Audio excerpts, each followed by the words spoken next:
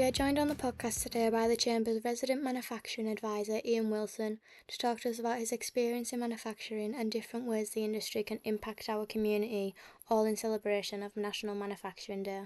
Let's just start by you just telling me a bit about yourself and what you do and who you work for and things like that. Okay, so I've spent my whole life in manufacturing. I started when I left school at 16 as an apprentice. The reason why I kind of took the apprenticeship really was that it offered the opportunity for further education. And throughout my career, I've been lucky enough to have opportunities to kind of continue my education and my learning to the point where I've ended up with a degree in mechanical engineering and a master's degree in lean operations from Cardiff University.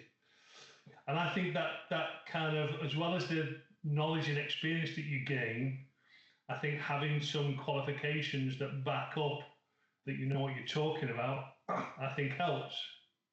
They've also helped me progress my career through a number of different organisations, different positions within those organisations, until the most recent position I held in industry was at James Cropper in Kendal, or just outside Kendal.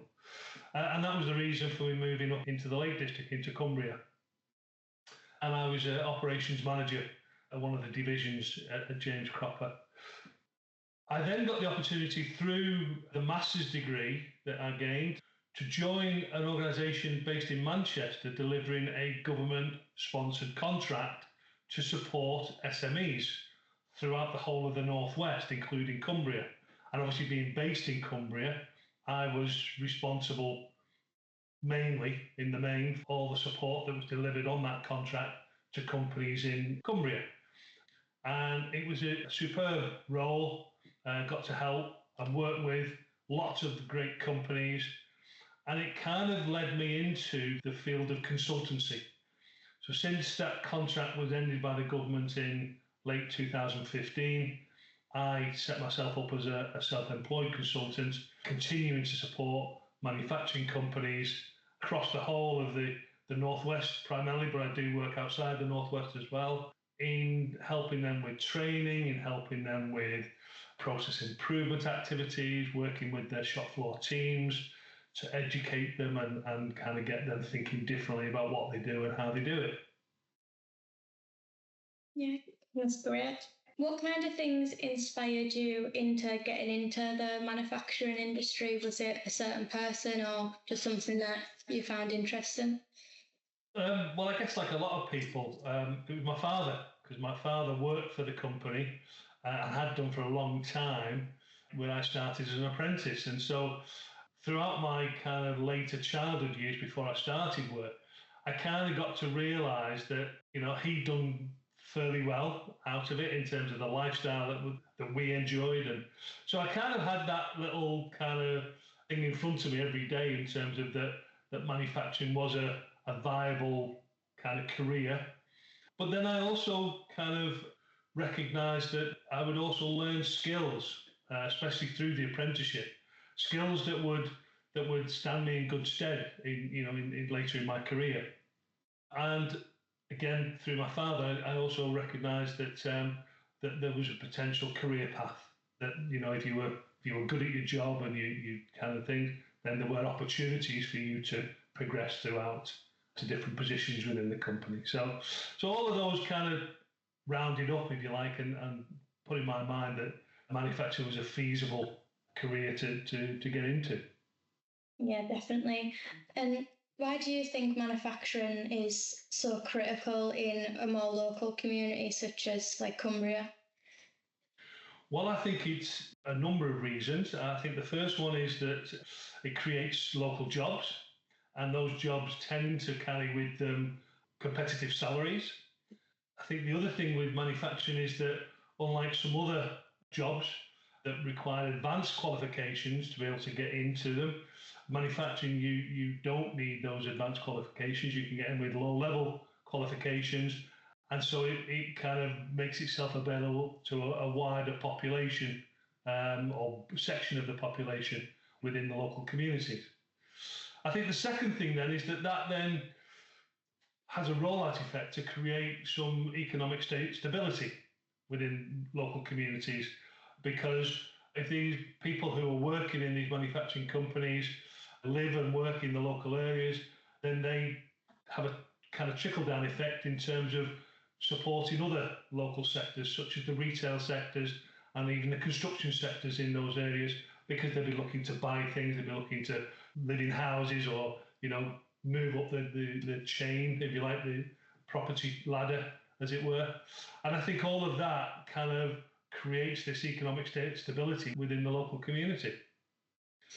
Lastly, I think then there's the kind of wider aspect that if a manufacturing company starts in a particular area, then it has a kind of ripple effect that it would be looking for local suppliers. So again, smaller manufacturing companies within the same area may well be, it might open up opportunities for them to supply into that new manufacturing company and therefore boost the economy in that local area in that way.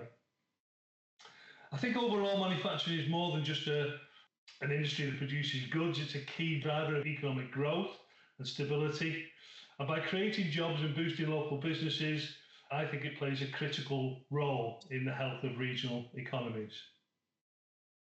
Yeah, and just building on that, how would you say that manufacturing could impact in your everyday life that perhaps people might not even realise? Well, I think unless you're floating naked in space, then every minute of every day you are in contact with something that has been manufactured. And how often do we stop to think that all the things that we take for granted, where do they come from? And the vast majority of things that we use, wear or consume on a daily basis originate from the manufacturing sector.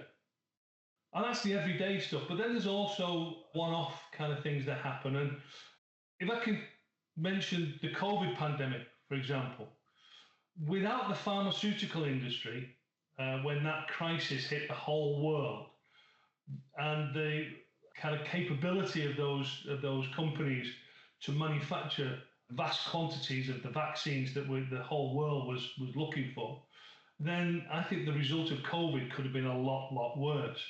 And obviously, pharmaceutical is one of the big players in the manufacturing sector in terms of jobs and in terms of growth, sales, profits, and GVA to the UK economy.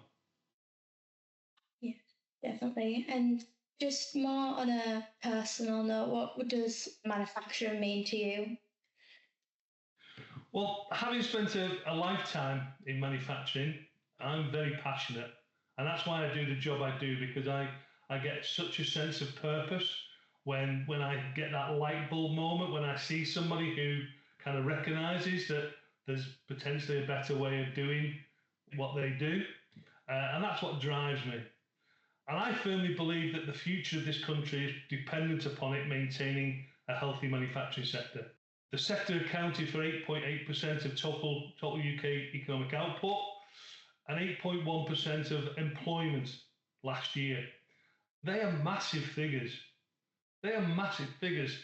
And I think going forward, this country requires a healthy, vibrant manufacturing sector if it is going to continue to compete on the global market.